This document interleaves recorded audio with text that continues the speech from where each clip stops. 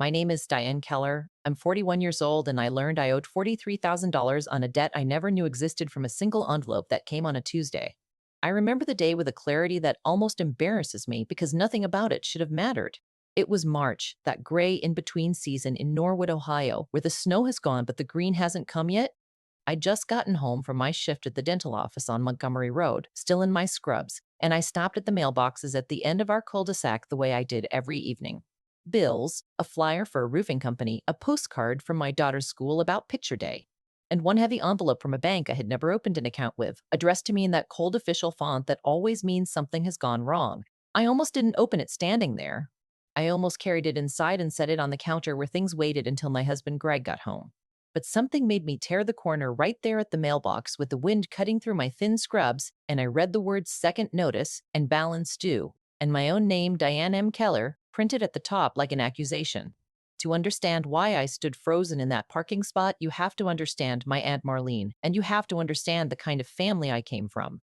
We were not people who talked about money. We were people who handed it to Marlene. She was my mother's older sister, and for as long as I'd been alive, she had been the one who handled things. When my grandfather died, Marlene handled the estate. When my mother's hands got too shaky to write checks, Marlene set up her bills. When I was 22 and clueless and got my first real paycheck, it was Marlene who sat me down at her kitchen table in blue ash with a legal pad and a pot of coffee and showed me how to budget, how to save, how to think about the future. She had a way of making you feel taken care of. She'd touch your wrist and say, "Honey, you don't need to worry about any of that. That's what I'm here for." For 20 years, I believed her. I want to be honest about something because I think the people watching this and wherever you're watching from, I'd love for you to tell me in the comments. I think a lot of you will understand. I wasn't stupid. I want that on the record. I balanced my own checkbook. I knew what we made and what we spent. But Marlene had positioned herself slowly and patiently across 2 decades as the keeper of the family's bigger picture. The 401ks none of us understood, the life insurance policies, the family fund she said our grandfather had left for emergencies. When I needed a cosigner for our first car, Marlene did it. When Greg and I refinanced the house, she knew a guy and walked the paperwork through for us. We signed where she pointed. We trusted the hand that pointed. And she was warm. That's the part nobody tells you about.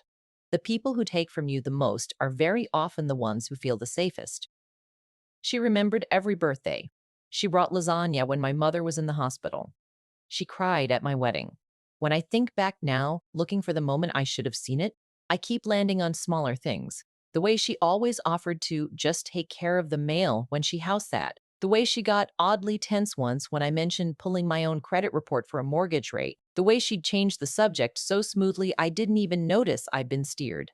There was one moment maybe 4 years before that envelope that I dismissed completely. We were at her kitchen table, that same table, the coffee, the legal pad, and a piece of mail slid out of her folder. It had my name on it.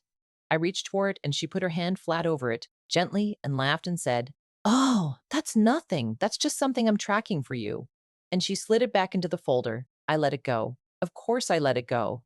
She was Marlene. She was the one who took care of us. I stood at that mailbox in my scrubs, and I read the second notice again. $43,000. A line of credit opened 11 years ago. In my name. At an address that wasn't mine. It was hers. I didn't call her that night. I want you to understand the restraint that took, because every part of me wanted to. I wanted to dial her number and scream into the phone until the words stopped making sense. Instead, I sat at my own kitchen table, not hers, mine, and I waited for Greg to come home, and I laid the letter flat between us under the light, and we read it together until almost midnight. The next morning, I called the bank. Not Marlene, the bank. It took 4 transfers and 40 minutes on hold to reach a woman named Priscilla in the fraud department. And Priscilla was the first person in this entire story who told me the plain truth. The line of credit had been opened in my name 11 years earlier. It had been drawn down and partially repaid in a rhythm she called typical of someone managing exposure, paying just enough to keep it alive, never enough to close it. The contact address on file was a P.O. box in blue ash. The phone number was Marlene's. And there were others.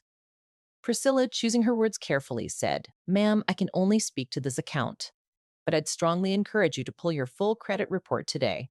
I pulled it that afternoon at the library because I didn't want to do it on a device anyone else might see. 3 accounts. Mine, the ones I knew about. And then a second column, a shadow version of my financial life built brick by brick over a decade by a woman who tucked me in with lasagna and birthday cards. I drove to her house that Saturday. I decided I would give her the chance to explain because some childish part of me still believed there was an explanation that would let me keep my aunt. She made coffee. Of course she did. We sat at the table.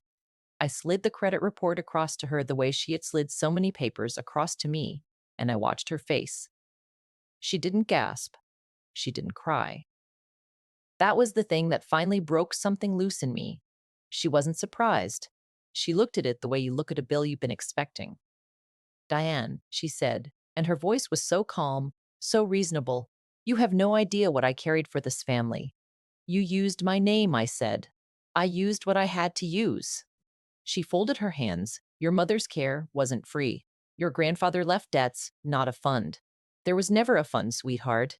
Somebody had to keep this family standing, and I did it for 20 years, and not one of you ever asked how. You all just handed me the mail and went back to your lives. You put $43,000 in my name, and I paid most of it. You never felt a thing. She said it like generosity. I was going to clear it. I always clear it. Then she leaned back and said the sentence I will hear for the rest of my life. You were the one who could afford to carry it, Diane. You were always the responsible one. There it was. The same word the whole family used about me, responsible. And she had spent a decade weaponizing it. I didn't scream. I want you to know that, wherever you're watching from tonight, and I'd love to know, because this next part is for anyone who's ever been called the strong one while quietly being bled. I didn't give her the scene she was braced for. I just stood up, took my report back, and said, I'm going to fix this the right way. And I left the coffee untouched on the table. What I did next, I did quietly. I found a consumer attorney named Ruth Okafor, whose office was above a bakery downtown, and I brought her a folder, because I'd started keeping one, the way Marlene always had. Ruth looked through it slowly and then took off her glasses and said, You understand that if you file an identity theft affidavit, this becomes a police matter. She's family. People stop here. I need to know you won't stop here. I thought about my mother's shaky hands. I thought about the legal pad and the coffee and 20 years of, that's what I'm here for. I thought about the P.O. box with my name on it. I won't stop, I said. Over the next 6 weeks, I did everything Ruth told me in order. I filed the FTC report. I sent the certified letters. I requested the original application documents from all 3 institutions, and when they came, I sat at my kitchen table and looked at the signature on the line that said Diane M. Keller. It wasn't mine. It had never been mine. And I had the document that proved it. The confrontation that ended it didn't happen in a courtroom the way I'd imagined it might. It happened in Marlene's own living room, on a Sunday in May with most of the family there, because Ruth had taught me something I'll pass on to you. The truth lands hardest where the lie was protected longest. I hadn't called a meeting. Marlene had. She'd gathered everyone to clear the air about Diane's confusion, and she'd done it the way she did everything. Warmly, in control, lasagna in the oven. My mother was there in her chair. My cousin Brett. Marlene's husband Don, who I genuinely believe never knew. She was going to explain to the family that I'd gotten something wrong, that I was stressed, that I'd misread a statement. She'd done the math on me for 20 years, and she'd done it again. Diane will be too polite, too responsible to make a scene in front of her mother. She'd never had to account for me bringing a folder of my own. When she started, I think Diane's been under a lot of pressure and there's been a misunderstanding about some old paperwork. I let her finish. I let her have the whole soft speech. Then I opened the folder and laid 3 things on her coffee table where everyone could see them. The credit report, the original application with the forged signature, and the letter from the fraud examiner confirming the application address was her P.O. box and her handwriting on the deposit slips attached. This isn't a misunderstanding, I said. I kept my voice level. I didn't need volume. The documents did the shouting. This is my name on a loan I never signed. This is a signature that isn't mine. And this is the box it was mailed to for 11 years. The room went quiet in that specific way. A room goes quiet when everyone realizes at the same second that they've been wrong about which person to protect. Marlene tried. Diane, sweetheart, after everything I've done. Don't, I said. Just that. And for the first time in my life, she stopped talking because I told her to.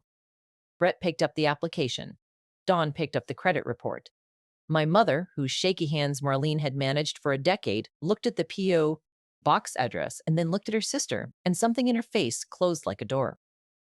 Marlene, my mother said quietly, whose name is on all of mine? That was the question that brought the whole thing down, not mine. Hers. I'd love to tell you Marlene confessed and wept and we all healed. She didn't. She said she'd been keeping the family afloat and that none of us appreciated it, and she said it right up until Ruth's certified letter and the police report did what family conversations never could. There were no theatrics, just consequences, arriving slowly in envelopes the way the betrayal had. It's been 6 months now. The debt in my name is gone, discharged as fraud, every account closed, my credit slowly climbing back. The affidavit became a case. The case is the state's now, not mine, which is its own kind of relief because it means I get to stop carrying it. My mother moved her accounts to a fee-only advisor downtown, a stranger, and she told me she sleeps better knowing the person managing her money has no reason to love her or rob her. Half the family doesn't speak to me. The other half finally understands why their numbers never quite added up either. I don't feel triumphant. I want to be honest about that because the videos that end in fireworks aren't telling you the whole truth. What I feel is clear. Clean, like a window finally washed. Here's what I learned, and it's for anyone who's ever been handed the word responsible like a gift when it was really a leash. The people who take the most from you are rarely strangers in the dark.